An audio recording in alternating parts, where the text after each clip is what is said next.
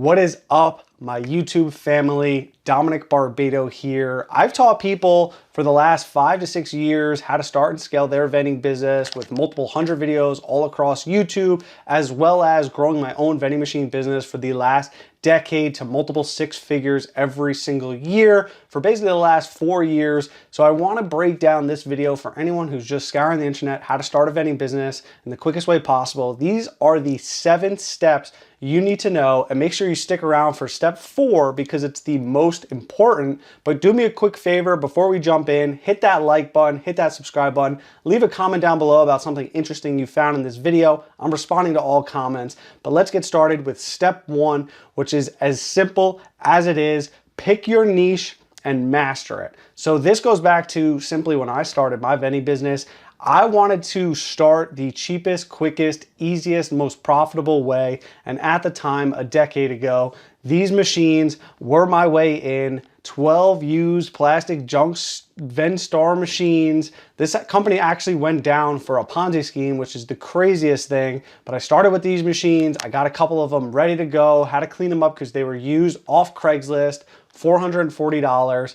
And now 10 years later, I've grown a very successful vending machine company. But why I said pick a niche and master it is because I didn't move away from bulk vending machines until basically my second or third year when I bought my first soda and snack vending machines. I mastered the niche of toy, candy, arcade machines, and then slowly scaled out into soda and snack, which I'm predominantly in now, but I do also have crane arcade machines and toy machines still because that was my bread and butter. You have to master your niche before moving into something else. If you don't have a lot of money, I suggest bulk toys or honor boxes. If you have some money, but not, as much as a soda and snack machine require, I'd start with crane machines. And if you have soda and snack machine money and the ability to scale rather quickly, then soda, snack, those are going to be your machines, maybe even AI smart cooler micro markets, which I'm going to be covering more on this channel over the coming weeks when I have new videos every single week. So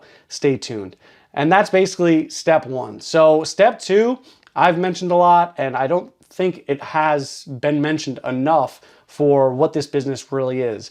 It's a location game. Location, location, location. That's step 2. Focusing on your area, your geographical radius of where you want your machines to be, where you want your business to be built. Not enough people start in the vending business and think, okay, where am I going to place my machines? What type of machines do they need? Do they need credit cards? Is it all cash? Is it a laundromat? What types of products? Does the product need to be cheap? Does it need to be expensive? Depending on where you are, from Alabama all the way up to Seattle or Maine or Florida or Texas, the pricing, the product, the machines, the demographics, the geographical area is all different. I can't sit here and tell you it's a cookie cutter way of doing the vending machine business because every single location is different and every single state has different opportunities and different ways to build your vending business. But I would suggest trying to get the high traffic locations, trying to start with high foot traffic places such as schools, colleges, hotels, gyms, hospitals, community rec centers, town buildings, libraries, stuff like that.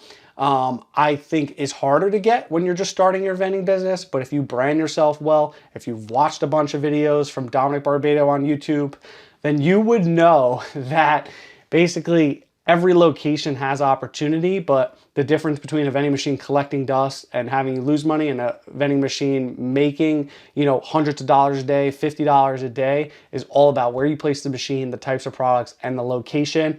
All equally important to create a successful vending business. Not one better than the other, but this is an 80% location game, 20% about the machine and product. If you have a good location, people will buy anything from your vending machine. Step 3 is also the most important part, which is knowing your numbers. It's something that I focused on after I placed my first 2 machines was basically, okay, I'm making a couple $100s a month off these bulk vending machines, but how much is going back to my time, my gas, going to the store, to the product, to the commission that the owners wanted. I think my first location was a 20% commission. So if that machine was doing 60 bucks every 40 days, every 45 days, they were getting $12 off the top. So out of that, I was having 40, $8 or whatever it was.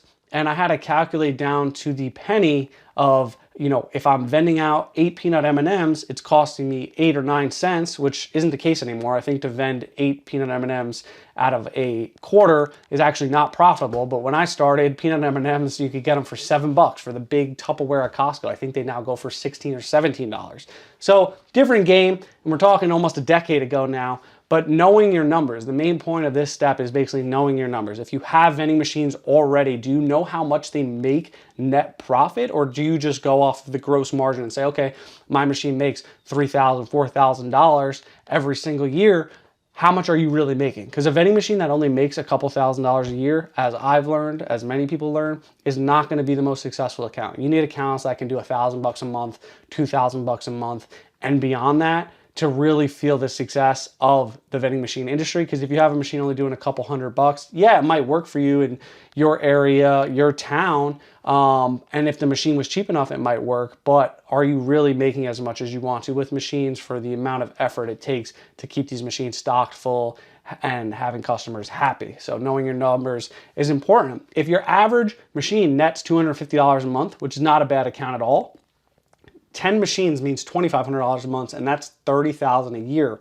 So if you do that times $500 a month, then you're $5,000 a month, and that's $50,000 a year. So it's all about the numbers game. Every single dollar in this business counts. We're dealing with dollars, we're dealing with quarters.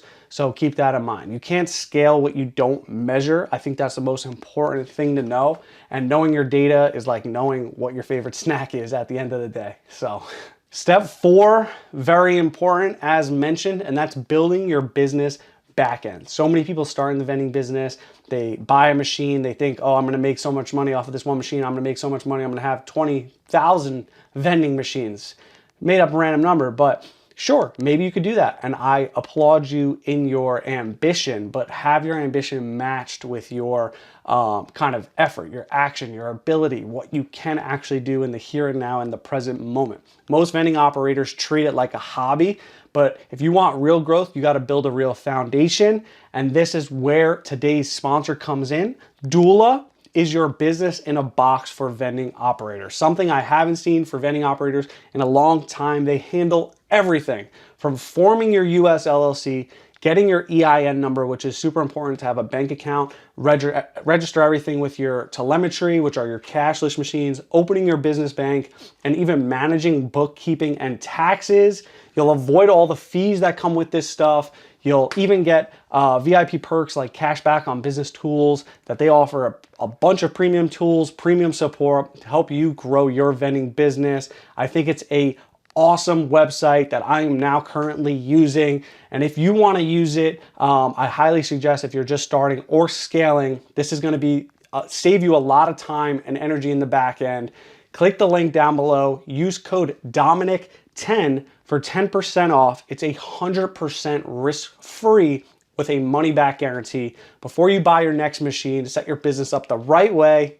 And let's have Doola help you with that. But following on with step 5, and this is something I've only done over the last 2 years of my career in the vending machine industry, and that's automate and pre-kit everything. Going to a location, not knowing what's in it, not knowing what snacks you're trying to sell or what you need to bring will bring a lot of hassle and time wasted when filling your machines. I've got it down to a T now with basically if I'm gonna go out and do a route of 10 to 12 vending machines, I'm going to have my buckets filled up with the exact products, and I'm going to have the drinks set up so in a way that I go to a location, everything is labeled so I know, okay, this is 1, everything that has a 1 on it with a post-it note comes with me, comes in location, and I come back with nothing in my cart. It's really important and it's really easy to set up. When you set up your vending machines, you can buy either nayax vending machine, nayax credit card readers or Cantaloupe credit card readers. There's also other ones like Par Level and all these different back-end vending softwares, VMSs as they call it, vending management softwares that I highly suggest checking out. And if that's something you're interested in, also links down below for discounts to those. They didn't sponsor today's video, but if you want a discount, it's always good to save money in this industry. Setting up your backend from the jump, if you're gonna sell 20 or 30 different SKUs, you upload those SKUs to your backend, and now you can manage and see what exactly is selling, what's selling the quickest, and kind of focus on your money makers. And system scale. So that's the most important part with that step. Step 6, and we are coming to the end, but bear with me just a little bit because these next 2 are just as important as the first 2. And it's expanding smart. So reinvest your profits into new quality machines, into new quality locations. Eventually, when you have 5, 10, 15 machines, you want to start looking at your area, or even from the jump, look in your area, see who's selling locations, see who has machines and routes for sale that you could potentially purchase. Buy those machines, keep the routes as tight and close as possible. So from machine to machine, you're not in the car and wasting a lot of time driving, making no profit between those. And just expand smart. Use kind of the most logic and reason when you're expanding. Are your profits right? Are you selling things at a right margin? I highly suggest making at least a 50% margin when you're selling a product. So if you buy something for 50 cents, sell it for a minimum of $1. That would be your best case scenario, and reinvest the profits as always. If you want to grow this business, that is the only way to do it, and I've done it compounded for a decade, and I will tell you it has been the most fulfilling experience of my life because now I've built a business that I've dreamed of since I was basically 19 years old, and watching the machines work for me while I'm recording a video helping people do it themselves is one of the most fulfilling things that I've done. So leave a like just for that, comment down below if these videos are helping you, and let's get to our last step, which is basically marketing and branding your vending business. You want to be a household name. It sounds crazy, yeah, you're just a vending company, but if you're in a small town somewhere and they know your vending business because you are one of the best machines, best quality, best kept, cleaned, stocked, filled, good pricing, good customer service, good support, good maintenance, 24-hour response time, all that stuff may sound like a lot, but if you can offer things that other vending companies aren't offering in your area, if you brand yourself well, if you have a nice website, if you have good support and outreach, you are going to see that it is a lot easier to build a vending business that way rather than building a crappy vending business. Machines aren't stocked, machines are broken, because rumor spreads quickly. People want good working vending machines for the most part.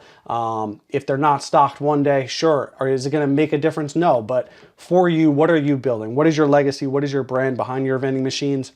And I think it's very important to take kind of pride in that, take pride in your machines, take pride in what you do and the products you sell and the people you serve, because we are serving the workforce of America. If you really think about it, if I'm talking to maybe one person in every state across the United States, we are serving America's workforce, and we want to serve them with the best kind of support and products that we can. So keep that in mind when you're growing your vending business. And really, that's just the 7 steps to becoming a successful vending business owner. Not just being a vending business owner, but becoming a successful vending business owner. Stay smart, stay consistent, stay small at first, scale, figure out, what works, what doesn't, figure out your profit margin, and scale slowly. Build your foundation like a real entrepreneur. What takes time lasts, what comes quickly goes quickly. Always keep that in mind. And if this helped, leave a like, leave a comment, hit that like button, smash it. I'm Dominick Barbato, and I hope that this video helped you in some way. If it did, I hope that you subscribe, check back weekly for new videos. Thank you so much for watching. I always appreciate it. These videos are meant to help you and serve you in your journey in your vending business. So thank you so much, and I will see you guys in the next video here soon. Peace.